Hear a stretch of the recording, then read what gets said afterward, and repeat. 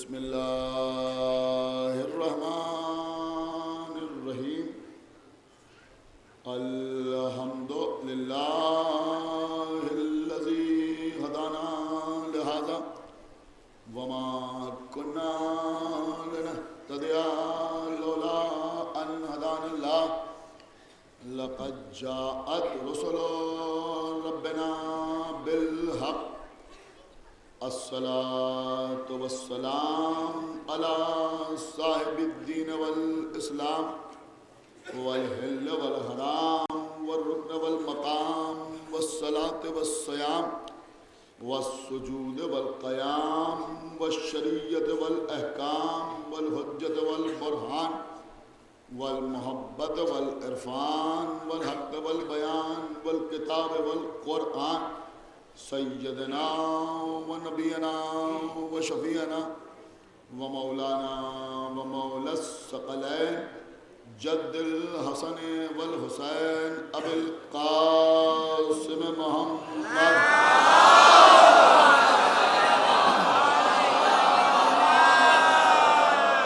وعلى أهل بيته الطيبين الطاهرين المعصومين المظلومين المنتخبين المنتجبين الذين أذهب الله عنهم الرجس وطهرهم تطهيرا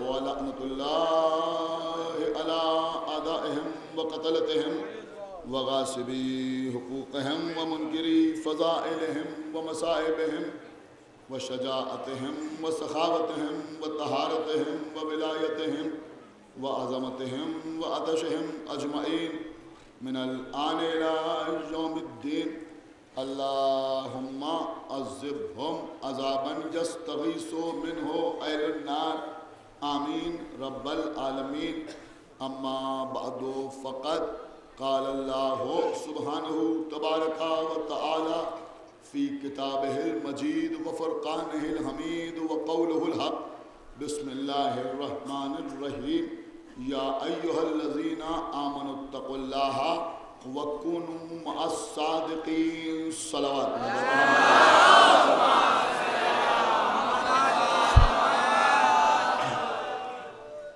حضرات سورہ توبہ کی 119ویں آیت کا سہارا لیتے ہوئے مسلسل گفتگو کا سلسلہ جاری و ساری ارشاد رب العزت ہو رہا ہے کہ اے ایمان لانے والوں تم تقوی اختیار کرو اور صادقین کے ساتھ ہو جاؤ۔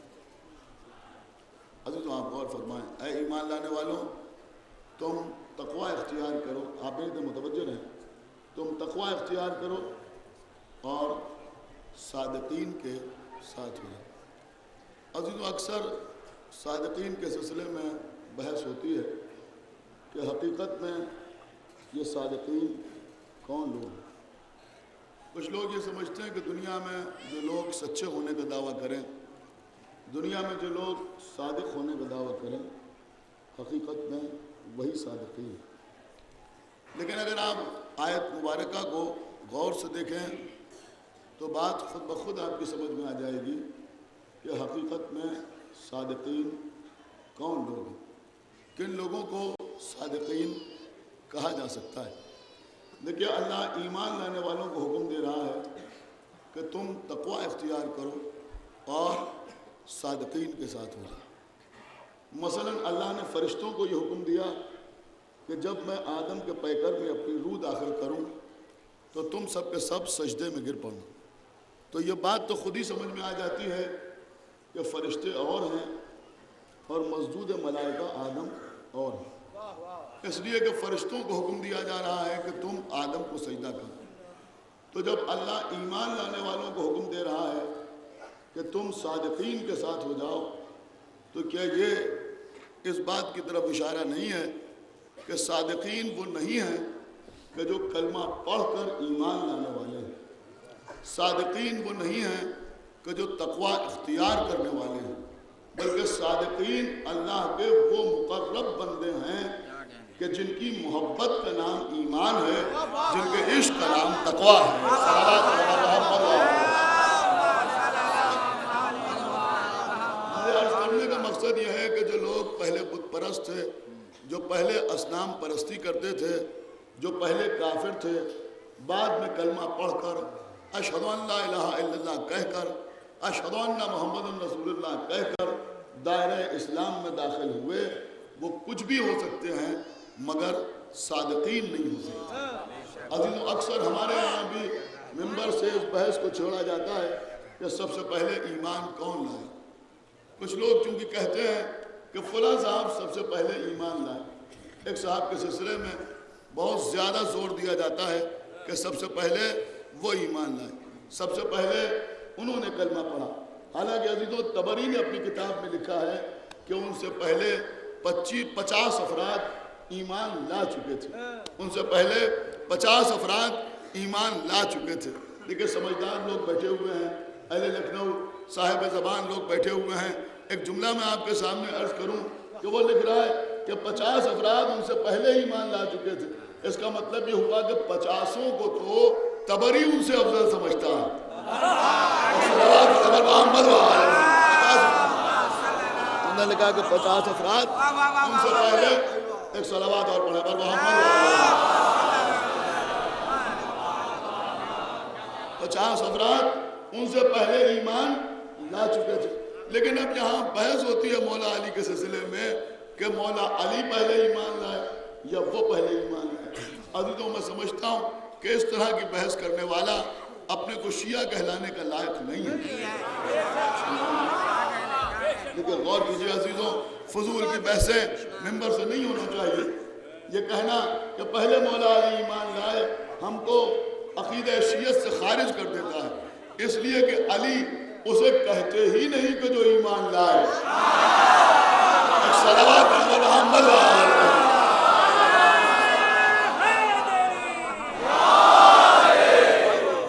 علی اسے کہتے ہی نہیں کہ جو ایمان لائے۔ مولا علی ایمان لائے نہیں، کیا سنایا؟ مولا علی ایمان لائے نہیں۔ ایمان وہ لاتا ہے جو پہلے کافر ہو بعد میں مسلمان ہو جائے۔ ایمان وہ لاتا ہے کہ جو پہلے کافر ہو بعد میں مسلمان ہو جائے۔ مولا علی کا ایمان لانے کا کیا سوال ہے؟ مولا علی ایمان کیا لائیں گے؟ آپ سمجھ رہے ہیں؟ مولا علی ایمان کیا لائیں گے؟ علی ایمان نہیں لائے۔ ایک جملہ عرض کر رہا ہوں تو اگر کوئی پہلے رام لال ہو بعد میں عبداللہ ہو جائے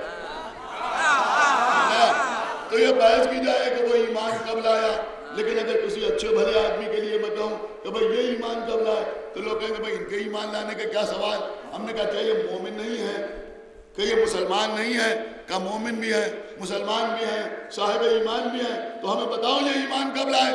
تو جواب دیا جائے گا صاحب یہ بھی مسلمان ہیں، ان کے باپ بھی مسلمان تھے، ان کے دادا بھی مسلمان تھے، ان کے پردادا بھی مسلمان تھے، ان کے ایمان لانے کے کیا سوال۔ نتیجے کا جملہ آپ کے حوالے کر رہا ہوں آخری آدمی تک جو لوگ مجلس سن رہے ہیں کہ بھائی ایک بات یہ سمجھ میں آئی کہ اگر کوئی مسلمان کے گھر میں پیدا ہو تو اس کے لیے یہ بحث نہیں کی جاتی کہ وہ ایمان کب لایا۔ سمجھ رہا؟ اگر کوئی مسلمان کے گھر میں پیدا ہو تو اس کے لیے یہ بحث نہیں کی جاتی کہ وہ ایمان کب لایا۔ تو ہمیں انصاف تو بتاؤ کہ جو مسلمان کے گھر میں پیدا ہو اس کے لیے بحث نہیں ہوتی کہ وہ ایمان کب لایا، تو جو خود اللہ کے گھر میں پیدا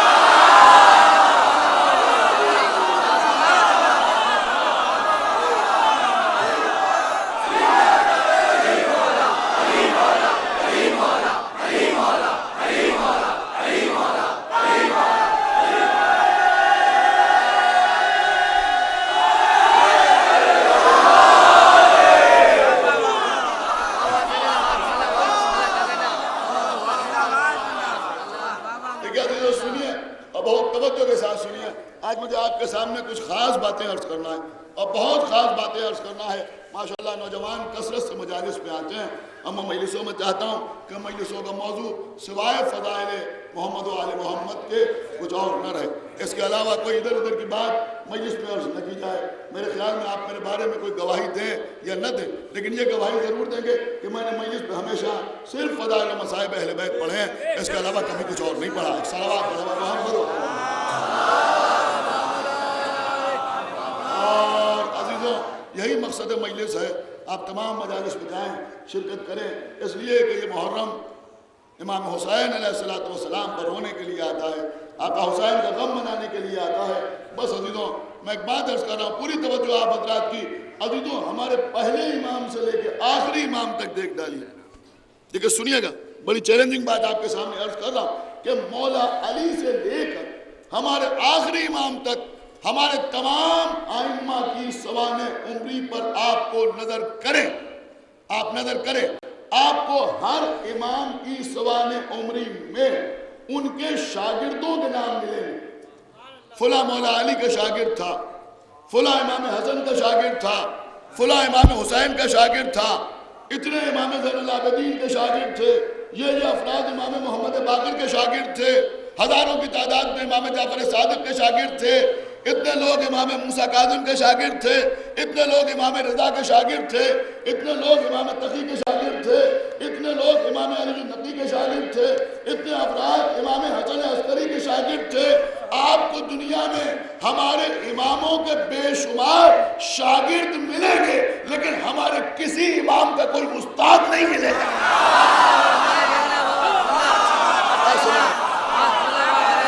صلوات محمد سمجھ رہا ہے نہیں سمجھ رہا؟ کوئی استاد نہیں ملے گا، کوئی استاد آپ کو نہیں ملے گا۔ غور سے سماعت فرمانے ہیں عزیزوں، پیغمبر اسلام کا ایک لقب ہے امی، پیغمبر کا ایک لقب ہے امی۔ بڑے بڑے لوگ اس معاملے میں غچہ کھائیں، سمجھ رہے ہیں؟ میں کہا امی کے معنی جو لکھنا نہ جانتا ہوں، امی کا مطلب جو پڑھنا نہ جانتا ہوں، امی کا مطلب جو ملکہ قرأت و کتابت نہ رکھتا ہو، سمجھ رہے ہیں؟ جو پڑھا لکھا نہ ہو وہ ہوتا ہے امی۔ سارے مسلمان فخر سے کہتے ہیں رسول اللہ امی تھے، امی تھے، امی تھے۔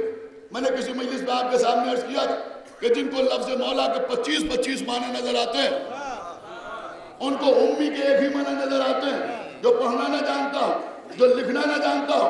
آج میرے بزرگ انشاءاللہ مجھے دعاؤں میں یاد رکھیں گے، اور یہ نوجوان انشاءاللہ حوصلہ افزائی ضرور کریں گے۔ بہت توجہ کے ساتھ سنیے گا، بہت توجہ کے ساتھ سنیے گا۔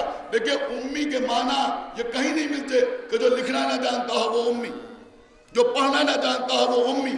کچھ معنی ایسے ہیں کہ معنی کچھ اور ہوتے ہیں لیکن اجتہاد کر کے اس سے معنی کچھ اور نکالے جاتے ہیں۔ بول کر رہے ہیں امی کے معنی کیا ہے جس سے لوگوں نے یہ نتیجہ نکالا کہ جو لکھنا نہ جانتا ہو، جو پڑھنا نہ جانتا ہو وہ ہے امی۔ بہت توجہ کے ساتھ سنیے، یہ معنی آپ کو معلوم ہے کہاں سے نکلے؟ حقیقت میں امی کے سب سے پہلے معنی یہ ہے کہ جس نے کسی سے سبق نہ پڑھا ہو اسے امی کہتے ہیں۔ کیا سنا آپ نے بھائی؟ خدا کے لیے بیدار ہوئیے، میں کیا عرض کر گیا بھائی؟ امی کسے کہتے ہیں؟ امی کسے کہتے ہیں؟ کہ امی اسے کہتے ہیں جس نے کسی سے سبق نہ پڑھا ہو۔ اللہ نے جو محمد کو امی کہا تو مقصد یہ ہے کہ محمد نے دنیا میں کسی سے سبق نہیں پڑھا۔ کیا سمجھا؟ محمد نے دنیا میں کسی سے سبق نہیں پڑھا، تو کیونکہ پیغمبر نے کسی سے سبق نہیں پڑھا لہذا پیغمبر تھے امی، لہذا پیغمبر تھے امی۔ خداوند عالم درجات عالی کرے۔ محقق کبیر علامہ سید سبکتگین سرسوی صاحب کے، جنہوں نے بہترین کتاب لکھی جس کا نام ہے کشف الاسرار، میں اس کے زیادہ اسرار آپ کے سامنے نہیں پیش کرنا چاہتا، ایک دو باتیں عرض کر رہا ہوں۔ انہوں نے لکھا تحریر کیا کہ جب جناب عیسیٰ، غور سے سنیے، اس سن و سال کو پہنچے کہ جب بچے کا اسکول میں داخلہ کرایا جاتا ہے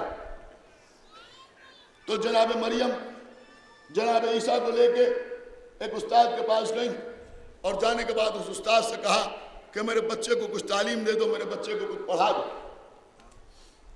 مریم عیسیٰ کو اس استاد کے پاس چھوڑ کے چلی آئیں۔ وہاں کچھ چھوٹے چھوٹے بچے اور بھی موجود تھے جو اس استاد سے پڑھ رہے تھے، بالکل پرائمری کلاسز کو پڑھانے والا استاد۔ جناب عیسیٰ بھی جا کے سامنے بیٹھ گئے، وہ اور بچوں کو پڑھا رہا تھا۔ اب دیکھیں جتنا میں نے کتاب میں دیکھا ہے اتنا ہی عرض کروں گا. اس کے آگے اگر کسی کی نظر ہو تو وہ مجھے بتائے تو میں اس کو بھی عرض کر سکتا ہوں. جتنا دیکھا ہے اتنا ہی عرض کروں گا. تو استاد نے بچوں کو پڑھاتے پڑھاتے جناب عیسیٰ کو بلایا. عیسیٰ آئے. استاد نے جناب عیسیٰ سے کہا بیٹا کہو اب جد. کیا کہو؟ اب جد. اس زمانے میں جب تعلیم دی جاتی تھی تو سب سے پہلے یہی پڑھایا جاتا. اس نے کہا بیٹا کہو اب جد. تو جناب عیسیٰ نے اپنے استاد سے پوچھا کہ اس کا مطلب کیا ہوا؟ کمسنی کا عالم ہے جناب عیسیٰ کی. جناب عیسیٰ نے پوچھا کہ اس کا مطلب کیا ہوا، اس کا مفہوم کیا ہوا؟ اس نے کہا مطلب سے تمہیں کیا مطلب؟ تو جناب عیسیٰ نے کہا کہ جب تک تم اس کا مطلب نہیں بتاؤ گے ہم اسے اپنی زبان پہ جاری نہیں کریں گے. اس نے کہا اتنے بچے اور بیٹھے ہوئے ہیں، یہ پڑھتے ہیں، یہ مطلب نہیں پوچھتے، تم کیوں مطلب پوچھ رہے ہو؟ تو جناب عیسیٰ نے کہا کہ کیا تم نے مجھے ان سب کا جیسا سمجھ لیا؟ ایک صلوات علی محمد.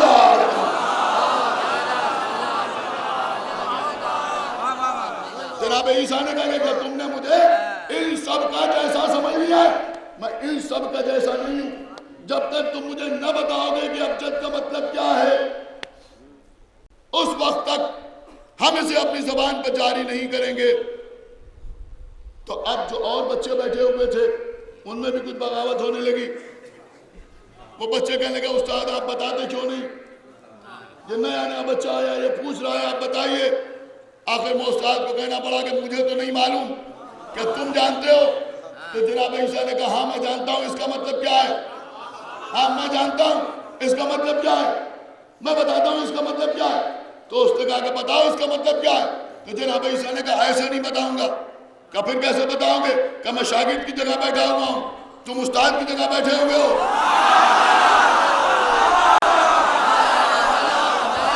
میں شاگرد کی جگہ بیٹھا ہوا تم استاد کی جگہ بیٹھے ہوئے ہو.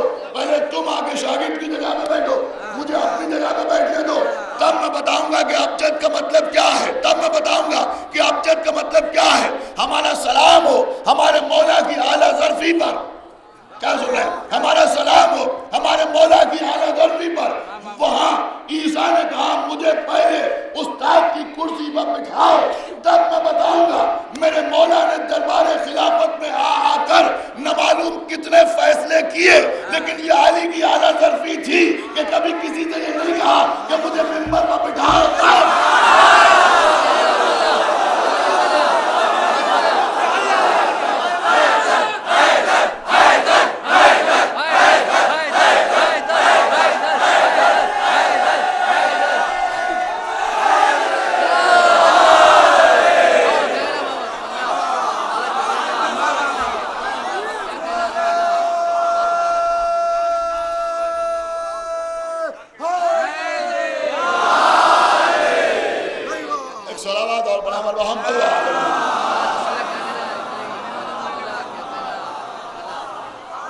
شام کو مریم آئی جناب عیسیٰ کو لینے کے لیے.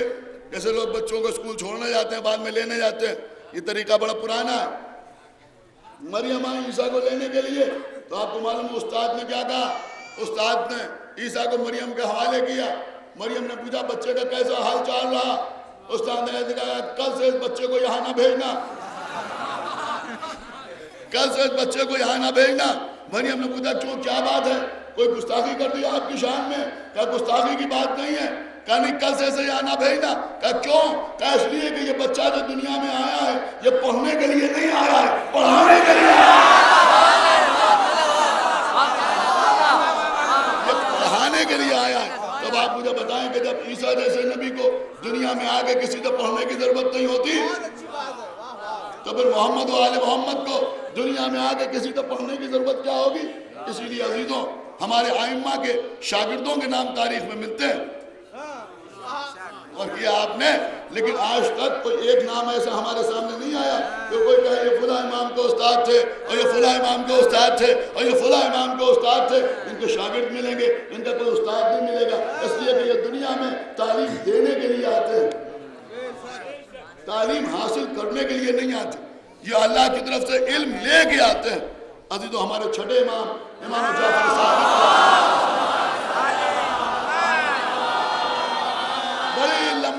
فہرست ہے ہمارے چھٹے امام کے شاگردوں کی، بہت بڑی فہرست۔ انشاءاللہ کل یا پرسوں آپ کے سامنے کچھ چیزوں اس سلسلے میں بھی عرض کروں گا۔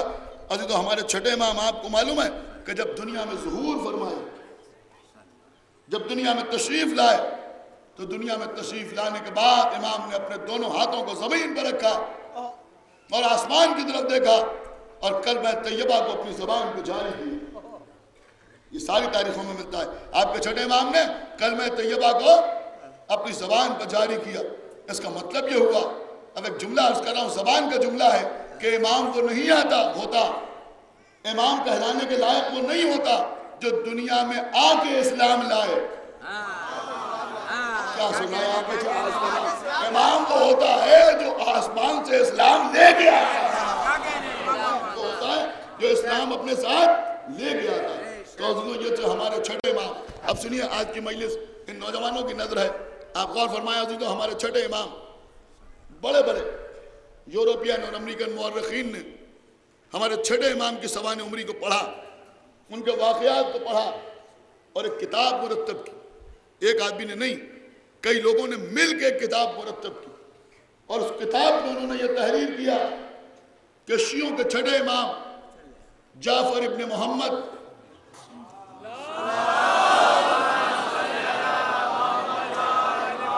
جب 16 سال کے تھے، انہوں نے لکھا کہ اس وقت تک ارسطو کا انسان کی خلقت کے سلسلے میں یہ نظریہ رائج تھا۔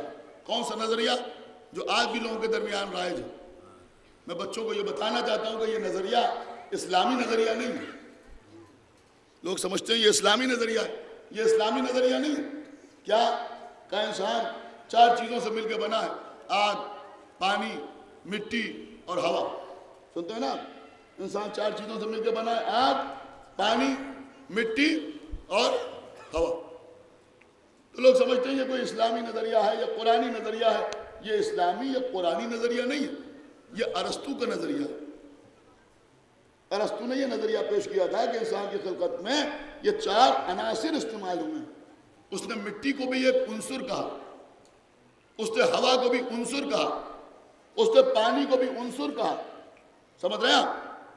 اس نے آگ کو بھی ایک عنصر کہا۔ اس کی نظر میں یہ 4 چیزیں جو ہیں یہ عناصر ہیں، ایک چیز جو ہے وہ عنصر ہے۔ اب میں عنصر کو بچوں کے لیے ڈیفائن کر دوں کہ اس کے کہنے کا مطلب یہ تھا کہ مٹی ایک ایلیمنٹ ہے۔ اب سمجھا؟ جو ہندی میڈیم ہے وہ بھی سمجھے، اس کے کہنے کا مقصد یہ تھا کہ یہ مٹی جو ہے یہ ایک تتو ہے، یہ ایلیمنٹ ہے، یہ عنصر ہے۔ ہوا جو ہے وہ بھی عنصر ہے، پانی جو ہے وہ بھی عنصر ہے، آگ جو ہے وہ بھی عنصر ہے۔ عزیزو ہمارے چھٹے امام جب 16 سال کے تھے، 16 ایئر کے تھے، 16 سال کی عمر میں امام محمد باقر علیہ السلام کے سامنے ان کے شاگردوں کا مجمع، ہمارے چھٹے امام نے اپنے بابا سے اجازت لی کہ بابا میں بھی آپ کے شاگردوں سے کچھ گفتگو کرنا چاہتا ہوں۔ کہا بیٹا بسم اللہ۔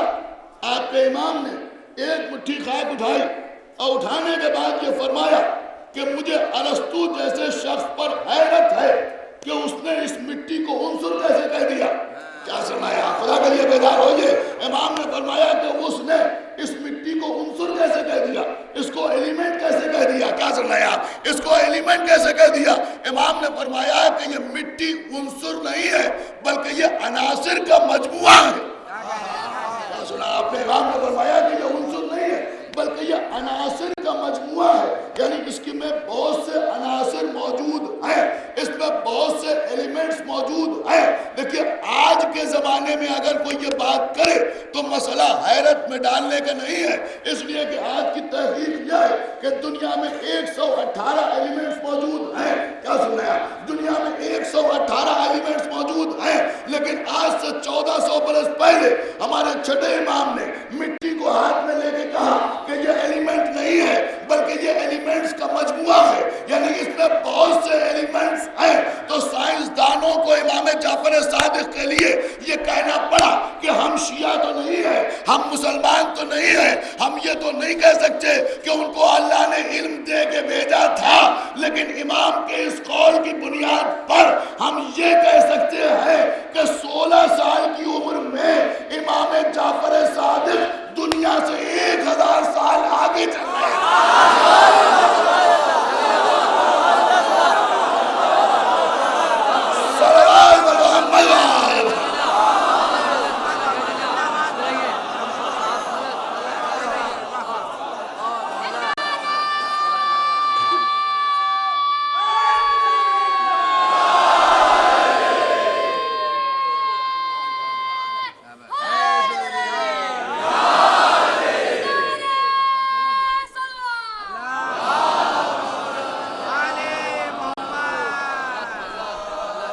ایک صلوات اور پڑھنے میں محمد انہوں نے کہا 16 سال کی عمر میں امام جعفر صادق دنیا سے 1000 سال آگے چل رہے تھے، 1000 سال آگے چل رہے تھے۔ کون؟ کہ ہمارے چھٹے امام جعفر صادق علیہ السلام۔ عزیز اس طرح کی بہت سی چیزیں ہیں، لیکن میں کہاں تک آپ کے سامنے عرض کروں۔ ایک دن امام نے اپنے دور امامت میں آپ کے امام نے ہوا کے سلسلے میں بھی ارشاد فرمایا کہ ارسطو نے ہوا کو بھی عنصر کہا ہے، حالانکہ یہ بھی عنصر نہیں ہے، یہ بھی عناصر کا مجموعہ ہے، یہ بھی کوئی ایک ایلیمنٹ نہیں ہے بلکہ یہ ایلیمنٹس کا مجموعہ ہے۔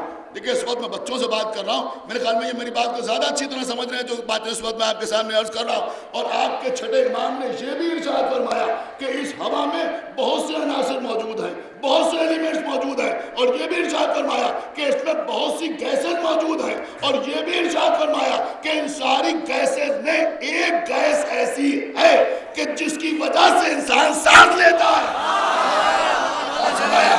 ایک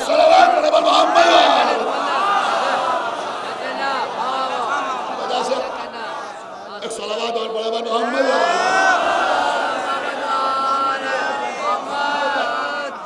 اور اس کی پہچان بھی بتائی، یعنی امام نے آکسیجن کا نام تو نہیں بتایا، یہ تو بعد میں نام رکھا گیا، سمجھ رہے ہیں، یہ تو بعد میں نام رکھا گیا۔ اور میں سمجھتا ہوں یہ جو بھی نام رکھ لیے جائیں، اب یہ تو جب امام کا ظہور ہوگا تو خود یہ ایلیمنٹس بولیں گے کہ ہمارا حقیقی نام کیا ہے۔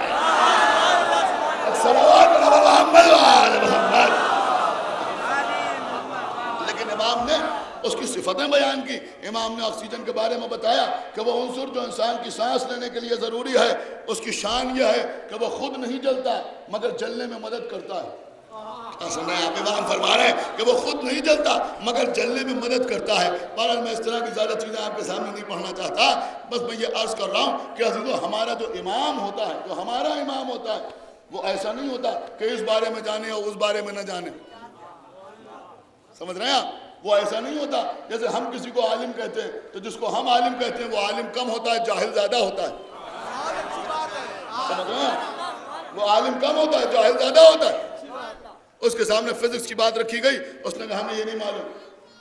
کیمسٹری کی کوئی ایکویشن اس کے سامنے لا کے رکھی گئی، اس نے کہا ہم اس کے بارے میں نہیں جانتے۔ اس کے سامنے میتھمیٹکس کی کوئی پرابلم لا کے رکھی گئی، اس نے کہا ہمیں نہیں معلوم۔ اس کا مطلب یہ ہوا جسے ہم عالم کہتے ہیں تو ہم اسے عالم تو کہتے ہیں مگر ہم اس کی ذات سے ہر قسم کے جہل کی نفی نہیں کرتے۔ لیکن جو امام ہوتا ہے اس کی شان کیا ہوتی ہے؟ اللہ کہتا ہے کل شیء احصیناہ فی امام مبین، ہم نے ہر شے کا احصاء امام مبین میں کر دیا ہے، سمجھ رہے ہیں؟ ہم نے ہر شے کا احصاء امام مبین میں کر دیا ہے۔ تو اب جب وہ امام مبین منبر پہ آتا ہے تو یہ نہیں کہتا کہ یہ پوچھو یہ نہ پوچھو، اس بارے میں سوال کرو اس بارے میں سوال نہ کرو، بلکہ وہ آگے کہتا ہے سلونی سلونی قبل ان تفقدونی۔ ایک صلوات ہے محمد جو پوچھنا ہو پوچھو۔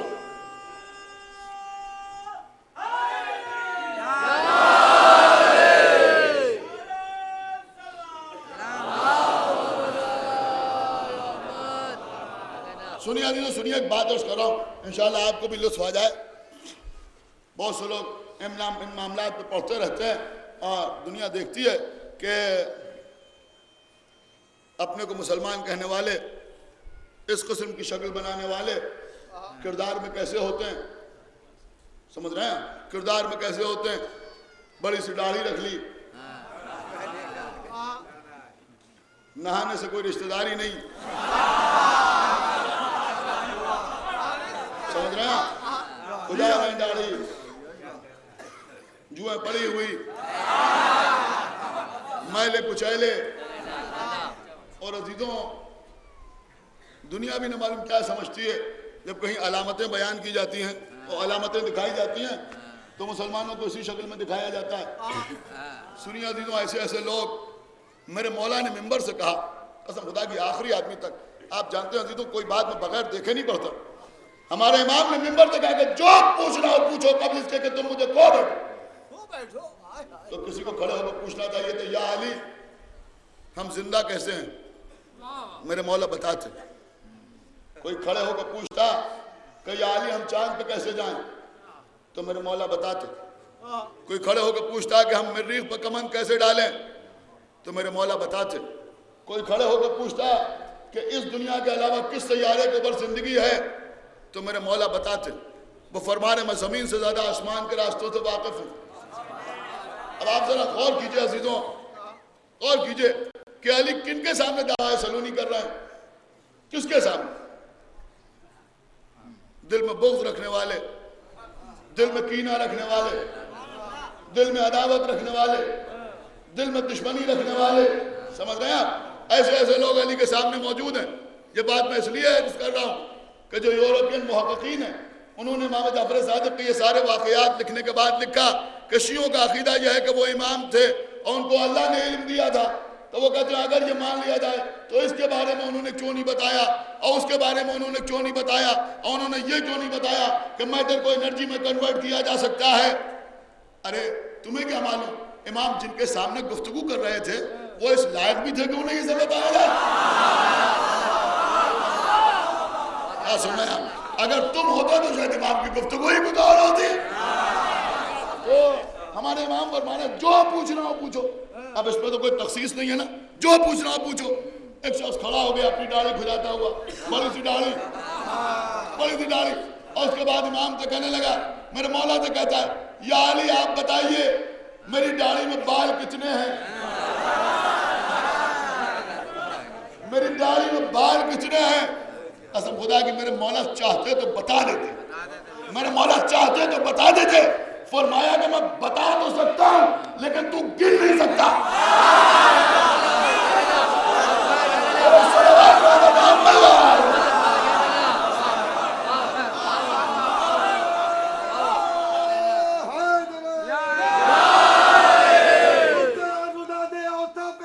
کہتے ہوئے تو جھجکتا ہے ولی کو تو ولی کہتے ہوئے، جب اسے مولا کل تسلیم کرتا ہے تو پھر موت کیوں آتی ہے تم کو یا علی کہتے ہوئے.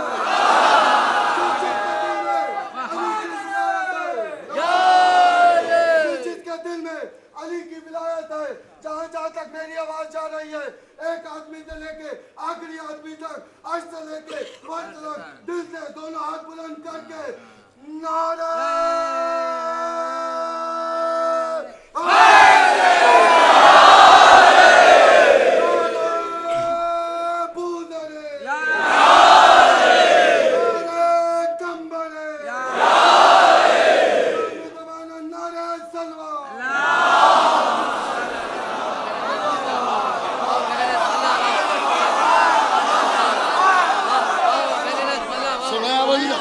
میرے مولا نے فرمایا کہ میں بتا تو سکتا ہوں لیکن تو گر نہیں سکتا. میں بتا تو سکتا ہوں لیکن تو گر نہیں سکتا. اور اس کے بعد میرے مولا نے عجیب جملہ کہا، آخری آدمی تک توجہ چاہتا ہوں. ایک مرتبہ میرے مولا علی یہ کہنے کے بعد کہ میں بتا تو سکتا ہوں کہ تیری داڑھی میں بال کتنے ہیں لیکن تو گر نہیں سکتا، پھر فرماتے ہیں کہ لیکن حقیقت میں تیری داڑھی میں بال تو ایک بھی نہیں ہے. حقیقت میں یہ داڑھی نہیں ہے، یہ شیطان کا گھونسلہ ہے.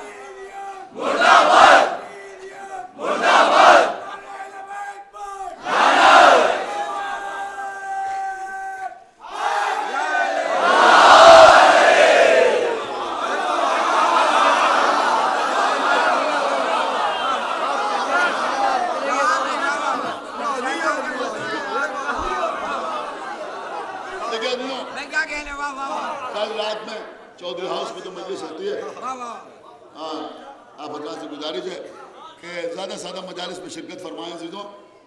آپ یقین مانیں میں سوچتا ہوں کہ یہ بچے جو آگے مجلس میں بیٹھتے ہیں جائیں تو اپنے ساتھ کچھ لے کے جائیں. لہٰذا میں کبھی بخالت نہیں کرتا. اگر 10 آدمی ہوتے ہیں تو وہاں بھی جو ذہن میں آتا ہے وہ پڑھتا ہوں, اور یہاں اتنا بڑا مجمع ہوتا ہے تو وہاں بھی ویسے ہی پڑھتا ہوں. اور عزیزوں کل رات میں چودھری ہاؤس سے میں نے پڑھا تھا. آپ حضرات سے گزارش ہے کہ وہاں بھی تشریف لایا کریں. شب میں ٹھیک 6:15 بجے مجلس شروع ہو جاتی ہے. جناب نیر مجید صاحب پیشخوانی فرماتے ہیں اور اس کے بعد مجلس ہوتی ہے. آپ حضرات تشریف لائیں. کل رات میں نے وہاں پڑھا تھا. اس وقت اس مجمع کے سامنے پڑھ رہا ہوں اس لیے کہ زیادہ افراد یہاں موجود ہیں. عزیزوں دیکھیے زیادہ تر ہمارے لیے بری بری خبریں آتی ہیں, ذہن کو پریشان کرنے والی خبریں آتی ہیں, دل کو دکھانے والی خبریں آتی ہیں. پاکستان میں مجلس ہو رہی تھی, بلاسٹ کر دیا گیا, بہت سے شیعہ شہید ہو گئے. کوئی بولنے والا نہیں ہوتا شیعوں کی شہادت. مصلحت آمیز خاموشی, اس لیے کہ قاتلوں سے ہمدردی ان کا شیوا ہے. چپ رہتے ہیں, خاموش رہتے ہیں. نہ معلوم کتنے شیعہ قتل کیے جاتے ہیں. شیعوں کی مسجدیں جلائی جاتی ہیں, امام باڑوں میں آگ لگائی جاتی ہے. سمجھ رہے ہیں آپ, امام باڑوں میں آگ لگائی جاتی ہے. امریکہ میں اگر کوئی پادری قرآن کی بے حرمتی کرے تو اس کے خلاف تو احتجاج کرتے ہیں اور خود امام باڑوں میں قرآن جلاتے ہیں. سمجھ رہے ہیں آپ, خود امام باڑوں میں ادا خانوں میں قرآن جلا دیتے ہیں. لیکن عزیزوں جب ایسی خبریں آتی ہیں تو کبھی کبھی دل چاہتا ہے مومنین کو کوئی ایسی خبر بھی سنائی جائے کہ ان کے دل مسرور ہو جائیں. صلوات زیادہ مایوس ہونے کی ضرورت نہیں عزیزوں. یہ تو ہماری تاریخ رہی. ہم تلواروں کے سائے میں زندہ رہیں, ہمارے خون سے گارے بنائے گئے مگر ہم زندہ رہے. اس لیے کہ ہم حکومتوں کے مرہون منت نہیں ہیں, ہم بی بی زہرا کی دعا سے زندہ ہیں. سمجھ رہے ہیں. یہ وعدہ تھا اللہ کا کہ اللہ ایک کے بعد ایک گروہ کو پیدا کرے گا. جس کے جوان حسین کے جوانوں کا ماتم کریں گے, جس کے بوڑھے حسین کے بوڑھوں پر روئیں گے, جس کے بچے حسین کے بچوں کا ماتم کریں گے. کتنا ہی ہمیں قتل کر دیا جائے لیکن یہ عزاداری کا سلسلہ ختم ہونے والا نہیں ہے. یہ عزا امام حسین علیہ السلام کا سلسلہ ختم ہونے والا نہیں ہے. ہاں عزیزوں سنیں گے آپ, میرے مولا نے مسجد کوفہ میں خطبہ دیا کہ جو پوچھنا ہو پوچھو. تو کچھ لوگ تو ایسے اٹھے, مسجد بھری ہوئی تھی, تو حضرات مسجد کوفہ دیکھ رہے ہیں, انہوں نے جا کے دیکھا ہوگا کتنی بڑی مسجد, بہت بڑی مسجد, مسجد کوفہ. یہ کازمین میں جو مسجد کوفہ کی شبیہ بنی ہوئی ہے یہ بھی حالانکہ کافی بڑی مسجد ہے ماشاءاللہ. عید الغدیر کی نماز میں بھری ہوئی نظر آتی ہے, یا 19ویں رمضان کی صبح بھری ہوئی نظر آتی ہے. اتنے بڑے شہر میں بہت بڑی مسجد یہ بھی بنی ہوئی ہے. لیکن جو اصل مسجد کوفہ ہے وہ اس سے بہت بڑی, میں سمجھتا ہوں کم سے کم 10 گنی ہوگی. یہ میں ان لوگوں کو بتا رہا ہوں کہ جو یہاں رہتے ہیں وہاں ابھی تک نہیں گئے. انشاءاللہ خداوند عالم ان کو بھی زیارت کا شرف عطا فرمائے. تو ایسی بھری ہوئی مسجد میں میرے مولا نے فرمایا کہ سلونی سلونی قبل ان تفقدونی, جو پوچھنا ہو پوچھو. تو کچھ تو ایسے کم وقت اٹھے جو کہہ رہے ہیں کہ ہماری داڑھی میں بال کتنے ہیں, کون سے جانور انڈے دیتے ہیں اور کون سے جانور بچے دیتے ہیں. اس طرح کے سوال کر رہے ہیں. ایک مرتبہ لوگوں نے دیکھا کہ دروازے سے ایک اژدہا داخل ہوا, دروازے سے ایک اژدہا داخل ہوا. اب زیادہ تر تو انہی کے ماننے والے تھے جو چھوٹے سے سانپ کو دیکھ کر رونے لگتے تھے.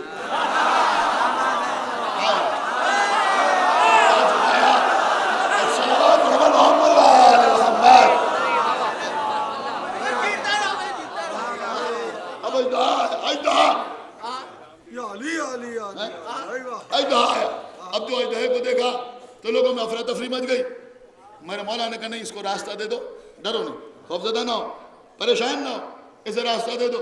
اب لوگوں نے اس کو تھوڑا راستہ دیا, اس نے کسی کی طرف توجہ نہیں کی, چلتا ہوا منبر کے قریب آیا. اور منبر کے قریب آنے کے بعد علی کے کان کے پاس اپنا منہ لے گیا, کچھ گفتگو کرنے لگا. اب لوگ حیرت زدہ دم سادھے دیکھ رہے ہیں, حالت خراب, پریشان. کیا سنایا, حالت خراب, پریشان. ایک جملہ کہہ رہا ہوں, سمجھنا آپ کا کام. ہو سکتا ہے کچھ سوچ رہے ہوں کہیں ایسا تو نہیں ہے جیسے جب موسیٰ کا عصا اژدہا بنا تھا تو اژدہا بننے کے بعد موسیٰ سے پوچھا تھا کہ ان میں کون کون,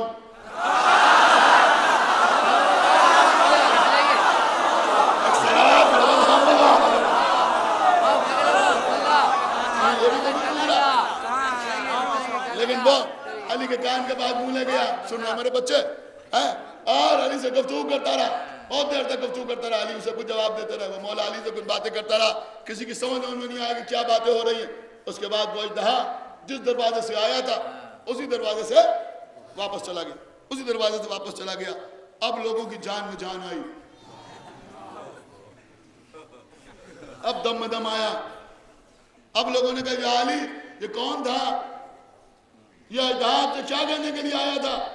میرے مولا نے کہا یہ اژدہا نہیں تھا، یہ جنوں کی ایک قوم کا سردار تھا۔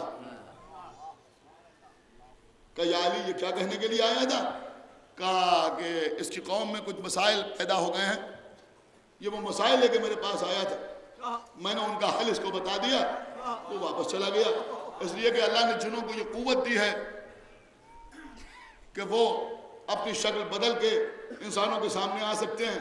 اب سمجھ میں آیا کہ علی نے جو دعویٰ کیا تھا، دعویٰ سنونی، یہ خالی انسانوں کے لیے نہیں تھا،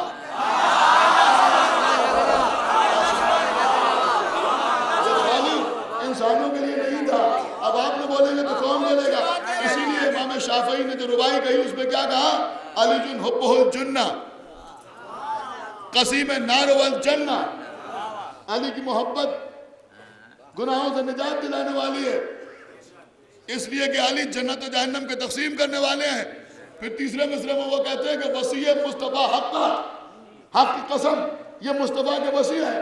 آخری مصرعے میں کیا کہتے ہیں؟ امام الانس والجنہ، اس لیے کہ یہ انسانوں کا بھی امام ہے اور جنوں کا بھی امام ہے، یہ انسانوں کا بھی امام ہے اور جنوں کا بھی امام ہے۔ تو لوگوں نے پوچھا یا علی اس کا نام کیا تھا؟ تو میرے مولا نے فرمایا کہ اس کا نام تھا ثعبان۔ کیا نام تھا؟ نام تھا ثعبان، سے عین بے الف نون، ثعبان۔ اب اس سے زیادہ وضاحت تو ممکن نہیں۔ میرے مولا نے کہا کہ اس کا نام تھا ثعبان۔ اب مسجد کوفہ کے جس دروازے سے یہ ثعبان آیا تھا اس دروازے کا نام پڑ گیا باب الثعبان۔ سمجھ رہے ہیں؟ اس دروازے کا نام پڑ گیا باب الثعبان۔ اب اسے باب الثعبان کہا جانے لگا، ہر آدمی اسے باب الثعبان کہتا تھا، لیکن جب کوئی اس دروازے کو باب الثعبان کہتا تھا تو وہ واقعہ یاد آ جاتا تھا۔ مولا علی کی شہادت کے بعد حاکم شام نے، سنیے، حاکم شام مولا علی کی فضیلت کے آثار کو مٹانے کی ناکام کوشش کے تحت اس دروازے پر جو باب الثعبان کہلاتا تھا ایک ہاتھی لا کے باندھ دیا۔ چونکہ عرب میں ہاتھی نہیں ہوتا، باہر سے منگایا گیا ہاتھی اور لا کے باندھا گیا، لہذا لوگ اس کو دیکھنے کے لیے آئے اور اس کا نام باب الفیل رکھ دیا گیا، یعنی ہاتھی والا دروازہ۔ صرف مولا علی کی فضیلت سے لوگوں کو دور کرنے کے لیے اس کا نام باب الفیل رکھ دیا گیا۔ چند سال پہلے تک اس کے اوپر باب الفیل ہی لکھا ہوا تھا، یعنی آج بھی اس پر باب الفیل ہی لکھا ہوا تھا اور اسے باب الفیل ہی کہا جاتا تھا۔ لیکن الحمدللہ عراق کے ایک ظالم بادشاہ کے چنگل سے آزاد ہونے کے بعد، کیا سنایا؟ خبر توجہ فرمائیے گا، آزاد ہونے کے بعد اب جب مسجد کوفہ کی تعمیر ہوئی تو اس دروازے پر پھر لکھ دیا گیا باب الثعبان۔ صلوات محمد وآل محمد۔ ایک اچھی خبر تھی، اگر آپ کو اچھی لگی تو ایک صلوات اور پڑھ دو۔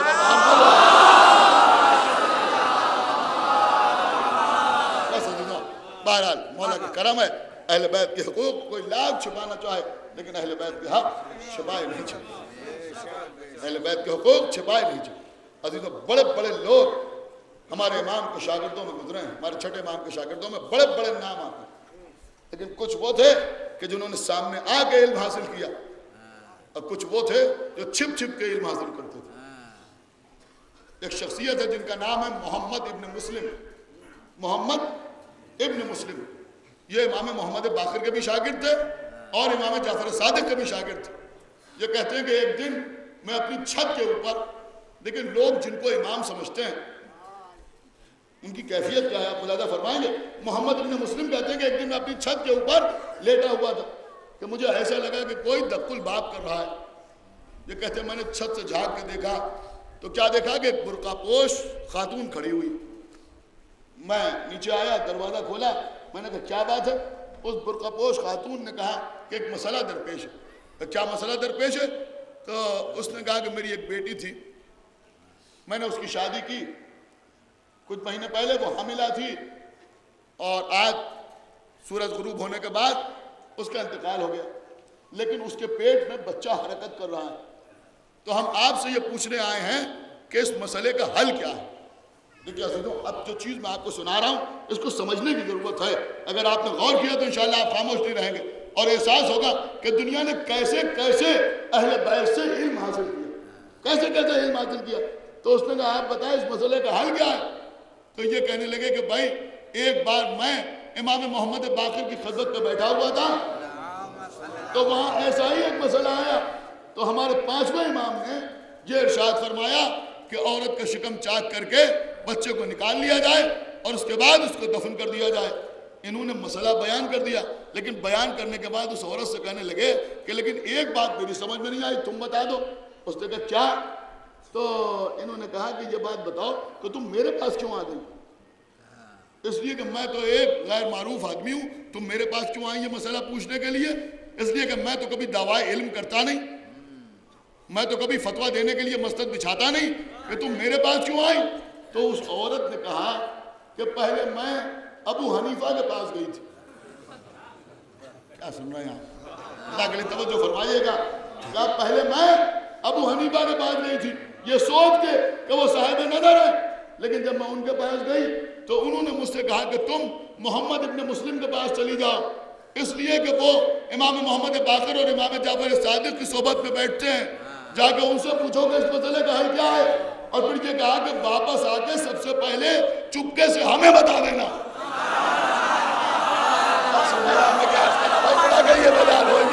واپس آ کے چپکے سے ہمیں بتا دینا. اس عورت نے جا کے ان کو بتایا. محمد ابن مسلم کہتے ہیں کہ جب دوسرے دن میں مسجد میں گیا تو میں نے جا کے دیکھا کہ ابو حنیفہ بیٹھے ہوئے ہیں, سامنے شاگردوں کا مجمع ہے, بہت سے لوگ بیٹھے ہوئے ہیں ان کو امام کہنے والے, اور وہ بڑے فخر کے ساتھ یہ مسئلہ بیان کر رہے ہیں. کیا سن رہے ہیں آپ؟ خدا کے لیے توجہ فرمائیے گا. بڑا فخر کے ساتھ یہ مسئلہ بیان کر رہا ہے کہ کل رات ایک عورت آئی اور ایسا ایسا مسئلہ لے کے آئی, اور میں نے اس کو یہ جواب دیا. محمد ابن مسلم کہتے ہیں کہ میں نے ایک مرتبہ غور سے ابو حنیفہ کے چہرے کی طرف دیکھا. یہ کہتے ہیں اب جو میں نے ان کی طرف دیکھا تو انہوں نے ہاتھ جوڑ کے مجھ سے کہا کہ خدا کے لیے مجھے جی لینے دو.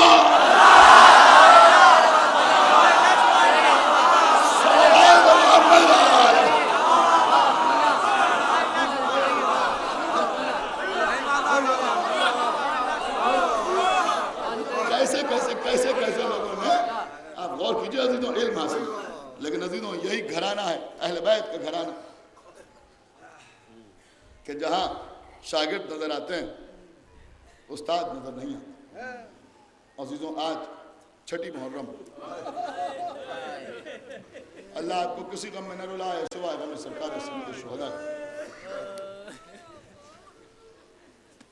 عزیزوں یہ بات میں اس لیے بھی آپ کے سامنے عرض کر رہا ہوں کہ کچھ لوگ اس طرح کی روایتیں بھی سناتے ہیں کہ شہزادہ علی اکبر کو قرآن پڑھنے کے لیے کہیں بھیجا گیا. ارے ہمیں انصاف سے بتاؤ,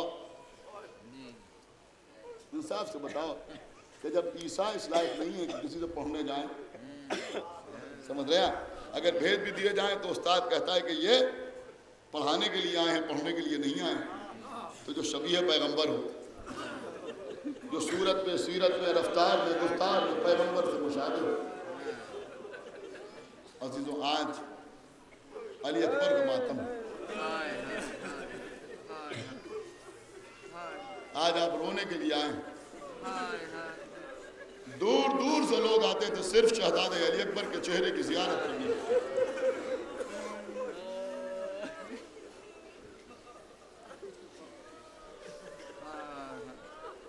عزیزوں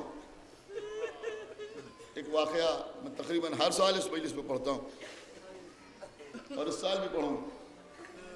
ایک صحرائی عرب آیا, امام حسین کی خدمت, آقا حسین کو سلام کیا کہ مولا میں آپ کے لال اکبر کی زیارت کرنا چاہتا ہوں. امام نے آواز دی, शहजादे अली अकबर आगे इमाम हुसैन अलैहिस्सलाम के पीछे खड़े हो गए। उसने अली अकबर का चेहरा देखा, देखता रहा, देखता रहा, देखता रहा, बहुत देर तक देखता रहा, सलावत पढ़ता रहा, अकबर का चेहरा देखता रहा। उसके बाद कहता है, आका हुसैन, मैंने सुना है कि अगर कोई आपके दरवाजे पर कोई सवाल लेके आता है तो आप उसे खाली हाथ वापस नहीं करते। आका, मैंने सुना है कि एक राहिब आया था 7 बेटे मांगने के लिए, एक बेटा मांगने के लिए आया था। आपके नाना ने कहा कि तेरे मुकद्दर में औलाद नहीं है, मगर आपने उसे 7 बेटे अता किए, जिससे मालूम हुआ कि आप वो भी दे सकते हैं जो मुकद्दर में ना हो। इमाम ने कहा, भाई बेशक अगर मांगने वाले के हक में मुफीद होता है तो हम उसे अता ज़रूर करते हैं, हम उसे खाली हाथ वापस नहीं करते। वो कहता है, मौला मुझे भी एक बेटा चाहिए, 7 बेटे नहीं चाहिए, एक बेटा चाहिए, मगर शर्त है। या क्या शर्त है? कि मुझे एक बेटा चाहिए, मगर आपके लाल अकबर जैसा बेटा चाहिए। ये सुनना था कि आका हुसैन खामोश हो। इशारे से शहजादे अली अकबर से कहा, मेरे लाल खेमे के अंदर जाओ। अली अकबर घर के अंदर तशरीफ लाए। इमाम हुसैन फरमाते हैं, तुझे ऐसा बेटा चाहिए? उसने कहा, हाँ मुझे ऐसा बेटा चाहिए। कहा, पहले मेरे 2 सवालों का जवाब दे। कहा, क्या सवाल है? कहा, पहला सवाल यह है कि अगर अल्लाह तुझे ऐसा बेटा अता कर दे और वो बेटा कभी तुझसे कुछ मांगे तो तू क्या करे? उसने कहा, मौला अगर ऐसा बेटा मुझसे कुछ मांगे तो मैं अपनी जान बेच दूंगा, लेकिन ऐसे बेटे की हर फरमाइश पूरी करूंगा। तो एक बात और बता दे। क्या? अगर अल्लाह तुझे ऐसा बेटा अता कर दे और उस बेटे के पैर में कांटा चुभ जाए तो तू बर्दाश्त कर? वो कहता, मौला मैं अपनी आंख में कांटा बर्दाश्त कर सकता, लेकिन ऐसे लाल के पैर में कांटा बर्दाश्त नहीं कर सकता। तमाम खामोश हो गए। उसने कहा, मौला आपने सवाल किए, हमने जवाब दिए, क्या आप हमें ऐसा बेटा अता नहीं करेंगे? क्या भाई तू कह रहा है कि मैं ऐसे बेटे की हर ख्वाहिश, हर तमन्ना जरूर पूरी करूंगा? तुझे मालूम है मेरे लाल अली अकबर करबला के मैदान में मुझसे कोई बड़ी चीज नहीं मांगेगा, सिर्फ पानी मांगेगा, मगर मैं अपने बच्चे को पानी न पिला दूंगा। उन्होंने कहा कि मैं अपनी आंख में कांटा बर्दाश्त कर सकता हूँ, लेकिन ऐसे बेटे के पैर में कांटा नहीं बर्दाश्त कर सकता। मुझे मालूम है करबला के मैदान में मेरे लाल के सीने में बर्छी गिरा नहीं, मैं अपने लाल के सीने से बर्छी गिरानी निकालूंगा।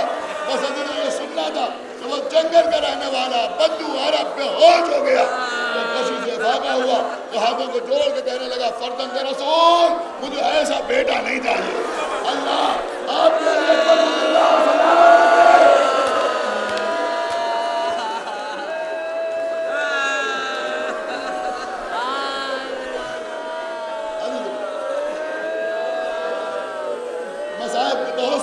शहजादे अली अकबर के सिलसिले में जो इस वक्त मेरे ज़हन में मौजूद है, मैं जहाँ तक पढ़ सकूँगा आपके सामने अर्ज करूँगा। इसलिए कि इमामबाड़े में आप रोने के लिए आते हैं, गिरिया करने के लिए आते हैं। सरकार बाबुल मुराद, सरकार बाबुल हवाए आपको इन आंसुओं को सिला अता फरमाए। अल्लाह आपको कोई गम न दे सिवाय गम इमाम हुसैन अलैहिस्सलाम के। कि जो बीवियाँ बैठी हुई हैं, अल्लाह इनके बच्चों को जिंदा और सलामत रखे। जो नौजवान हैं, अल्लाह इनके सरों पर इनके माँ बाप के साया सलामत रखे। बस अदीनों करबला के मैदान में 18 बरस के अली अकबर 18 बरस के अली अकबर सरकार कमर बनी हाशिम ने अली अकबर का बाजू पकड़ा, कहा मेरे लाल अकबर जरा मेरे साथ आओ। अली अकबर चचा के साथ चले। अब अली अकबर और हजरत अब्बास साथ चल रहे हैं। एक खेमे के करीब से गुजरे, दूसरे खेमे के करीब से गुजरे, तीसरे खेमे के करीब से गुजरे। एक ऐसे खेमे के करीब आए जिस खेमे में कोई मौजूद नहीं था। हजरत अब्बास अली अकबर को लेकर उस खेमे में दाखिल हुए। लेकिन अभी मैं शहादत पढ़ूंगा, अभी तो मैं शहजादे अली अकबर की शहादत आम तौर पर नहीं पढ़ता ही नहीं, शायद कभी कहीं पढ़ दूँ, वरना मैं शहादत नहीं पढ़ता। आज ही के दिन शहादत पढ़ता हूँ, मुकम्मल शहादत آج ہی کے دن پڑھتا ہوں اس لیے کہ شہزادہ علی اکبر کی شہادت ہے. ہاں عزیزوں، میں نے کسی کتاب میں نہیں دیکھا لیکن میں نے ذاکرین سے سنا ہے کہ ایک ذاکر تھے جو ہر مجلس میں شہزادہ علی اکبر کے مسائل پڑھتے تھے. ایک دن خواب میں دیکھا کہ آقا حسین تشریف لائے اور کہہ رہا اے ذاکر ہر مجلس میں میرے لال اکبر کے مسائل نہ پڑھا دو. انہوں نے ہاتھ جوڑے یا فرزند رسول کرنے کے لیے ہر مجلس میں آپ کے لال کے مسائل پڑھتے ہیں. نہیں بھائی، ہر مجلس میں نہ پڑھا کر، جہاں لوگ رونے کے لیے آمادہ ہوا کریں وہاں پر میرے اکبر کے مسائل پڑھا کر، ہر جگہ نہ پڑھا کر. اس لیے کہ اگر میرے لال کے مسائل بیان ہوں اور کوئی نہ روئے تو میری بہن زینب کا دل دکھتا وہی ہے.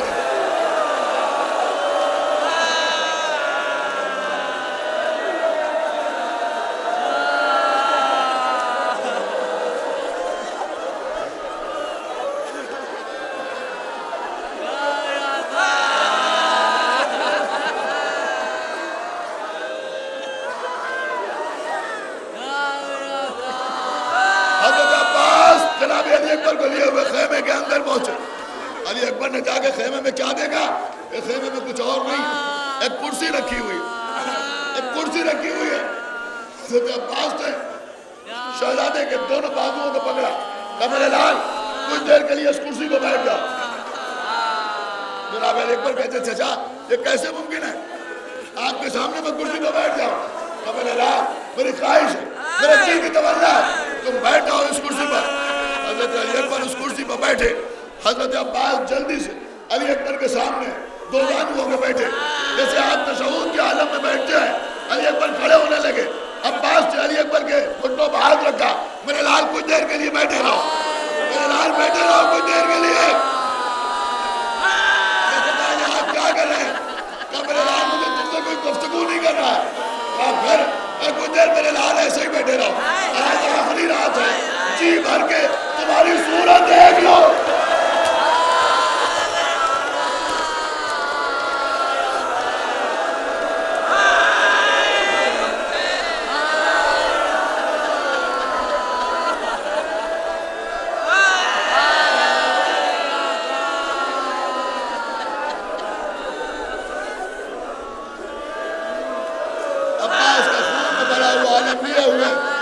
حسین میدان سے خیمے کی طرف آ رہے ہیں. علی اکبر حسین کی کمر کو سنبھالے ہوئے ہیں. خیمے میں علم لا کے رکھا. شہزادے علی اکبر امام حسین کے سامنے آئے. آگے کہتے ہیں بابا اشقیہ بار بار پکار رہے ہیں، حسین اب کوئی تمہارا ناصر نہیں، اب کوئی تمہارا مددگار نہیں، حسین کسی کو بھیجو. اے بابا اب مجھے بھی میدان میں جانے کی اجازت دیجیے. کہ میرے لال کیسی باتیں کر رہے ہو؟ اے میرے لال کوئی باپ اپنے بیٹے کو میدان میں جانے کی اجازت دیتا ہے؟ باقی چیزیں انشاءاللہ بعد کی مجالس میں عرض کروں گا. بہرحال کسی طرح سے علی اکبر کو حسین سے اجازت ملی. شہزادے علی اکبر چلے اور سنیے دنوں علی اکبر چلے. علی اکبر جا رہے ہیں گھوڑے پر سوار ہو کر میدان جنگ کی طرف. ایک مرتبہ احساس ہوا کہ کوئی پیچھے پیچھے چلا آ رہا ہے، کوئی پیدل دوڑتا چلا آ رہا ہے. گھوڑے کو روکا، پیچھے پڑے کو دیکھا. کیا دیکھا کہ آقا حسین ٹوٹی کمر کو پکڑے ہوئے. یا بنیا محرم پہلا، یا بنیا محرم پہلا. میرے نام آہستہ آہستہ، میرے نام آہستہ آہستہ. آقا حسین علی اکبر آہستہ آہستہ چلو. ان کو کہتے ہیں شہزادے علی اکبر کہ بابا آپ نے تو اجازت دے دی. آقا میرے بابا اب کیوں آ رہے ہیں؟ کہ میرے لال کاش تم صاحب اولاد ہوتے. ٹھیک ہے علی اکبر جاؤ. علی اکبر میدان میں آئے. امام حسین ایک بلندی پہ کھڑے ہو گئے اور سنیا تو حسین ایک بلندی پہ کھڑے ہو گئے. علی اکبر کی ماں خیمے کے در پر کھڑی ہے، امام حسین کا چہرہ دیکھ رہی ہے. یعنی حسین کے چہرے کے آئینے میں علی اکبر کی جنگ دیکھ رہی ہے. مسلح پر زینب ہاتھوں کو اٹھائے ہوئے پروردگار میرے لال کی خیر ہو. پیچھے 3 برس کی سکینہ کھڑی ہوئی ہے، ہر دعا پہ کہہ رہی ہیں آمین آمین ثم آمین آمین.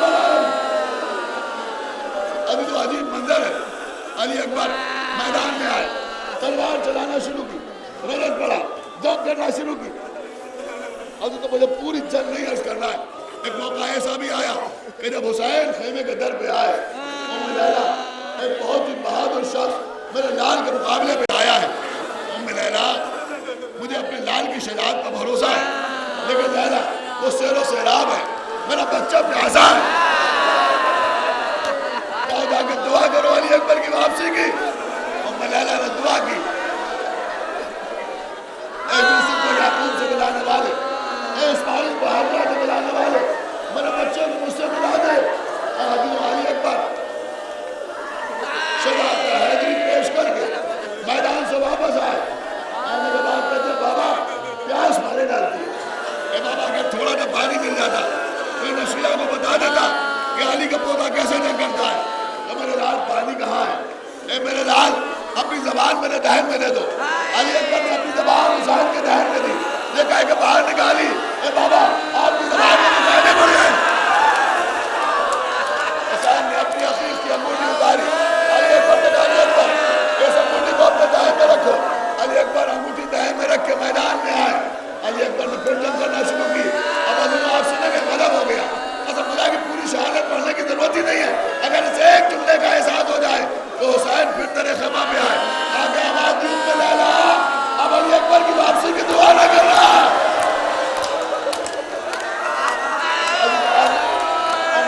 پھر خیمے کے دروازے پر امام حسین کے چہرے کی طرف نگاہ ہے. علی اکبر جنگ کر رہے ہیں. سنیا دیدو, سنیا دیدو, علی اکبر جنگ کر رہے ہیں. لوگ تیروں کی بارش کر رہے ہیں. وہ تیروں کی بارش کر رہے ہیں. سنیا دیدو جو ملاد کی جملہ ہے وہ عرض کر رہا ہے. وہ کہتا ہے آپ نے سنا دو تیر ایسے آئے جو شہزادے علی اکبر کے گھوڑے کی آنکھوں میں لگے. شہزادے علی اکبر کے گھوڑے کے دونوں آنکھوں میں دو تیر پیوست ہو گئے. اب گھوڑے کو دکھائی نہیں دیتا. علی اکبر کی آواز کے سہارے گھوڑا آگے بڑھ رہا ہے. علی اکبر کی آواز کے سہارے گھوڑا آگے بڑھ رہا ہے. ایک لڑکی کو جس کا نام ملا تھا اس نے ایک نیزہ علی اکبر کے سینے کو نشانہ بنا کے چلایا. علی اکبر کے سینے کو نیزہ بنا کے سینے کو نشانہ بنا کے نیزہ چلایا. نیزہ علی اکبر کے سینے میں پیوست ہو گیا. وہ شخص آگے بڑھا, آگے بڑھ کے اپنے نیزے کو نکالنا چاہا.